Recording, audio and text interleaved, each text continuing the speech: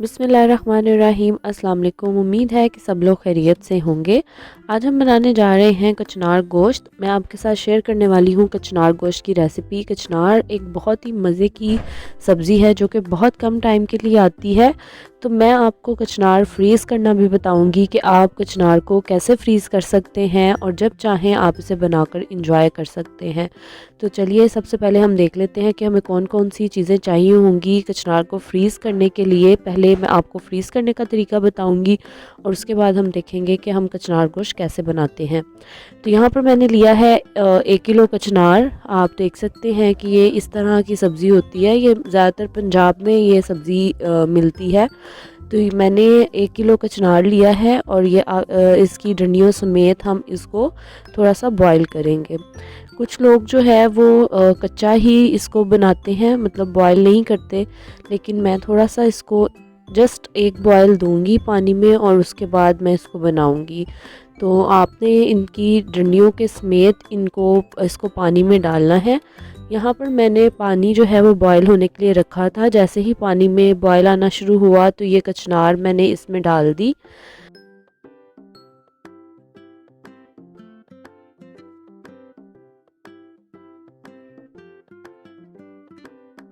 कचनार को पानी में डाल के हम बहुत ज़्यादा बॉईल नहीं करेंगे, बस इतना ही बॉईल करेंगे। जैसे ही पानी में एक बॉईल आना शुरू होगा तो हम इसको निकाल कर स्ट्रेन कर लेंगे। तो मैंने ये कचनार डालकर अच्छी तरह से इसको पानी में डिप कर दिया है। अब यहाँ आप देख सकते हैं कि अभी इसमें बॉईल आना शुरू हुआ है। तो जैसे ही इसमें बॉईल आना शुरू हुआ है तो मैंने इसको निकाल कर स्ट्रेन कर लिया है। अगर हम इसको ज़्यादा बॉईल करेंगे तो ये काली पड़ जाएगी। तो हमने सिर्फ इतना ही बॉईल करना है कि इसका कलर ख़राब ना हो। तो अब इसको बॉईल करने के बाद मैं इसकी डंडियाँ जो हैं वो अलग कर लूँगी और जो कलियाँ हैं कचनार की ये मैं तोड़ लूँगी। डंडियाँ हम पहले इसलिए नहीं तोड़ेंगे क्योंकि अगर हम डंडियों को पहले तोड़कर इनको बॉईल अगर करेंगे तो इनमें पानी भर जाएगा और वो बिल्कुल भी फिर अच्छी नहीं बनेगी। वो आपकी कचनार जो है वो ख़राब हो जाएगी। तो इस तरह से सारी की सारी कलियां मैंने डंडियों से अलग कर ली हैं, आप देख सकते हैं। और जो इस तरह की कलियां हैं जिनमें फूल निकलना शुरू हो गया है ये हम ऐड नहीं करेंगे, इनको हम वेस्ट कर देंगे। तो जितनी भी बंद कलियां होंगी सिर्फ उनको ही हम पकाएंगे या उनको ही हम फ्रीज़ करेंगे। तो ये जो कचनार मैंने ली है इसको मैंने 2 हिस्सों में डिवाइड किया है। एक हिस्से को मैं फ्रीज़ करूँगी और एक हिस्सा मैं अभी पका लूँगी। तो फ्रीज़ करने के लिए आपने एक पैन में सबसे पहले 2 टेबलस्पून ऑयल लेना है। 2 टेबलस्पून ऑयल लेंगे और इसमें हम ऐड करेंगे कचनार। तो ये जो 1 किलो कचनार हमने ली थी जिसको हमने बॉईल किया है ये उसका आधा हिस्सा है। 2 पोर्शंस में मैंने उसको डिवाइड किया था, एक पोर्शन मैंने इसमें डाल दिया है। हम इसको थोड़ा सा फ्राई करेंगे, बहुत ज़्यादा फ्राई नहीं करेंगे, जस्ट हम इसको स्टर फ्राई करेंगे। और इसमें हम ऐड करेंगे चौथाई चाय का चम्मच हल्दी और चौथाई चाय का चम्मच नमक। तो ये दोनों चीज़ें ऐड करके हम अच्छे तरीके से मिक्स करेंगे। नमक और हल्दी जो है वो कचनार को प्रिजर्व करेगा, यानी कि ख़राब होने से बचाएगा। तो ये दोनों चीज़ें ऐड करके अच्छे तरीके से मिक्स करेंगे। 1 से 2 मिनट के लिए इसको फ्राई करेंगे और इसको हम निकाल लेंगे।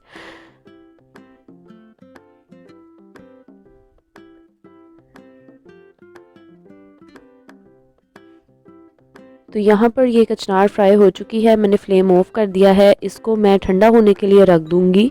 जैसे ही ये ठंडी हो जाएगी, अच्छे तरीके से ठंडी हो जाएगी, तो इसको हम एयर टाइट बॉक्स में डालकर फ्रीज़ कर लेंगे। तो यहाँ पर ये कचनार जो है वो ठंडी हो चुकी है। इसको मैं एयर टाइट बॉक्स में ट्रांसफ़र करूँगी और करने के बाद इसको मैं फ्रीज़ कर दूँगी। तो आप इसको जब भी चाहें आप इसको निकाल कर बना सकते हैं। क्योंकि ये बहुत कम टाइम के लिए सब्ज़ी आती है तो आप इसको फ्रीज़ करके रख लें और जब भी आपका दिल हो आप इसको बना लें और इन्जॉय कर सकते हैं। तो ये बॉक्स अब मैं फ्रीज़ कर दूंगी और अब हम चलते हैं कि हम कचनार गोश्त बनाने की तरफ। तो कचनार गोश्त बनाने के लिए यहाँ पर मैंने एक पैन में 1/2 कप ऑयल लिया है। इसमें हम ऐड करेंगे ये कचनार, जो कि बाकी का हाफ़ पोर्शन है, इसको हम ऐड करेंगे और इसको अच्छी तरह से फ्राई कर लेंगे। बिल्कुल वैसे ही इसको भी हम फ्राई करेंगे, बस इसमें हम नमक और हल्दी अभी ऐड नहीं करेंगे। तो जैसे ही ये 3 से 4 मिनट तक फ्राई होगी कचनार, तो आप देख सकते हैं कि ये अच्छे तरीके से फ्राई होना शुरू हो गई है। इसको मैं डिश आउट कर लूँगी। तो यहाँ से कचनार मैंने निकाल ली है और उसी ऑयल में अब मैं ऐड कर रही हूँ प्याज। तो ये 2 अदद मीडियम साइज़ के प्याज हैं जिनको मैंने बारीक चॉप कर लिया है।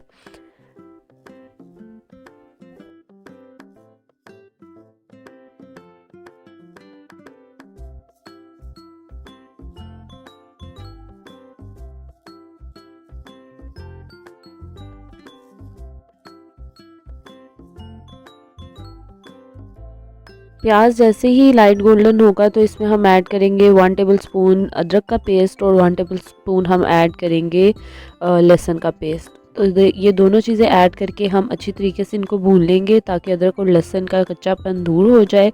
तो यहाँ पर ये हमने ऐड कर दिया है। 1 से 2 मिनट के लिए इसको हम पकाएंगे। अब इसमें हम ऐड करेंगे हाफ़ टी स्पून ज़ीरा ऐड करके हम इसको 1 से 2 मिनट के लिए पका लेंगे। और अब हम इसमें ऐड करेंगे चिकन। तो मैं इसमें चिकन ऐड कर रही हूँ तकरीबन हाफ़ केजी, आधा किलो चिकन है जो मैंने इसमें ऐड किया है।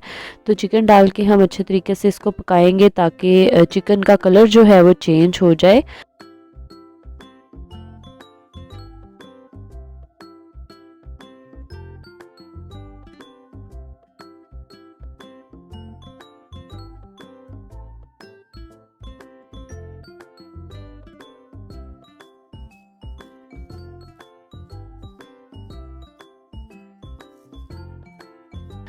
तो यहाँ पर चिकन का कलर जो है वो चेंज हो चुका है। अब मैं इसमें ऐड कर रही हूँ 2 मीडियम साइज़ के टमाटर जिनको मैंने चॉप कर लिया है और 4 से 5 हरी मिर्चें हैं जिसको मैंने बारीक कट कर लिया है। ये दोनों चीज़ें हम इसमें ऐड करेंगे और टमाटरों को अच्छी तरह से भून लेंगे। तो टमाटर भूनने में थोड़ा टाइम लगेगा, लेकिन हम इसको कवर करके रख देंगे मीडियम टू लो फ्लेम पर। तो लो फ्लेम पर मैंने इसको 4 से 5 मिनट के लिए रखा है ताकि टमाटर जो है वो अच्छे तरीके से नरम हो जाएं और अच्छे तरीके से भुन जाएं। तो 5 मिनट के बाद मैंने ढक्कन उठाया। आप देख सकते हैं टमाटर जो है वो नरम हो चुके हैं। अब मैं जो चम्मच है उसी के साथ इसको मैं थोड़ा सा मैश करूँगी ताकि टमाटर अच्छे तरीके से घुल जाएं।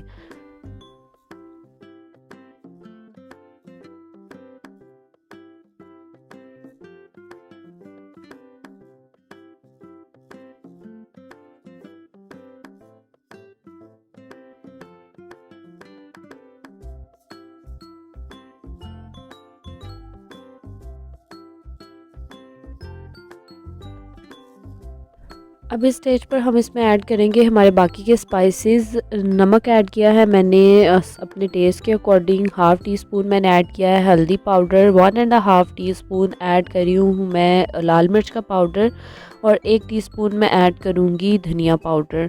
तो आप नमक मिर्च अपने टेस्ट के अकॉर्डिंग एडजस्ट कर सकते हैं। ये चारों चीज़ें डालकर हम अच्छे तरीके से मसाला भून लेंगे और अच्छे तरीके से इसको मिक्स कर लेंगे।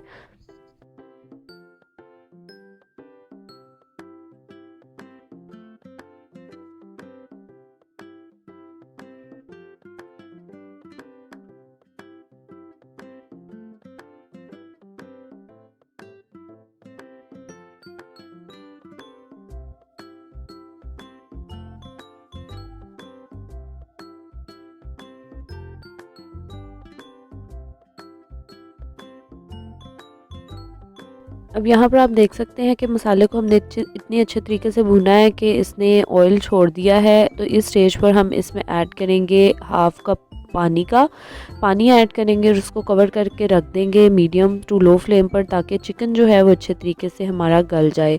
तो 5 से 7 मिनट के लिए इसको मैंने कवर करके रख दिया था।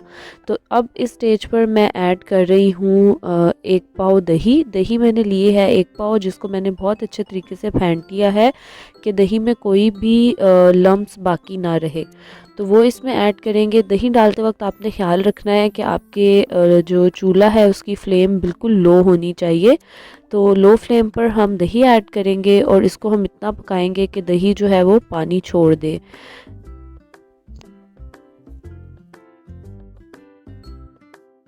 तो यहाँ पर आप देख सकते हैं कि दही ने पानी छोड़ना शुरू कर दिया है। तो इस स्टेज पर हम इसमें ऐड करेंगे फ्राई की हुई कचनार। तो अब जैसे पानी जो है वो ड्राई होगा तो चिकन भी मज़ीद गल जाएगा और कचनार जो है वो भी सॉफ्ट हो जाएगी। तो इसको कवर करके हम मीडियम टू लो फ्लेम पर पकने के लिए रख देंगे और दरमियान में हम इसको इस तरह से चम्मच हिलाते रहेंगे ताकि ये जल ना जाए। तो जब तक पानी खुश्क नहीं हो जाता दही का, हम इसको पकाएंगे और इसका मसाला जो है वो अच्छी तरीके से हम भून लेंगे।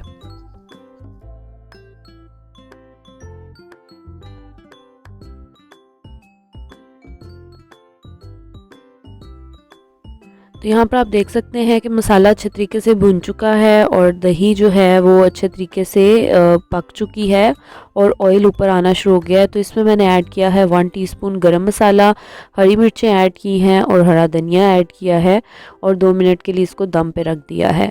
तो अब हमारी कचनार गोश्त बिल्कुल रेडी है। आप देख सकते हैं कि बहुत ही मज़े की ये बनी है और ये खाने में भी बहुत मज़े की लगती है, बहुत ही टेस्टी बनती है। इसको ज़रूर बनाइएगा, ज़रूर ट्राई कीजिएगा और अपने फीडबैक से मुझे ज़रूर आगाह कीजिएगा। अगर आपको वीडियो पसंद आई हो तो वीडियो को लाइक कर दें, चैनल को सब्सक्राइब कर दें, साथ ही साथ बेल आइकन पे क्लिक भी कर दें ताकि आने वाली हर वीडियो का नोटिफिकेशन आपको मिलता रहे। आप अपना फीडबैक देने के लिए हमें इंस्टाग्राम और फेसबुक पर फॉलो कर सकते हैं। इंस्टाग्राम और फेसबुक का लिंक डिस्क्रिप्शन बॉक्स में मौजूद है। इससे पहले मैं अपने चैनल पे भिंडी गोश्त की रेसिपी भी शेयर कर चुकी हूँ। तो भिंडी गोश्त भी गर्मियों में बहुत ही मज़े का लगता है। तो अगर आपने अभी तक वो वीडियो नहीं देखी तो उसका लिंक भी मैं आई बटन पर और डिस्क्रिप्शन बॉक्स में दे दूँगी, तो आप वो भी देख सकते हैं। तो इसी के साथ इजाज़त दें, मिलते हैं नई वीडियो के साथ, किसी नई रेसिपी के साथ। अपना बहुत सारा ख्याल रखें। अल्लाह हाफिज़।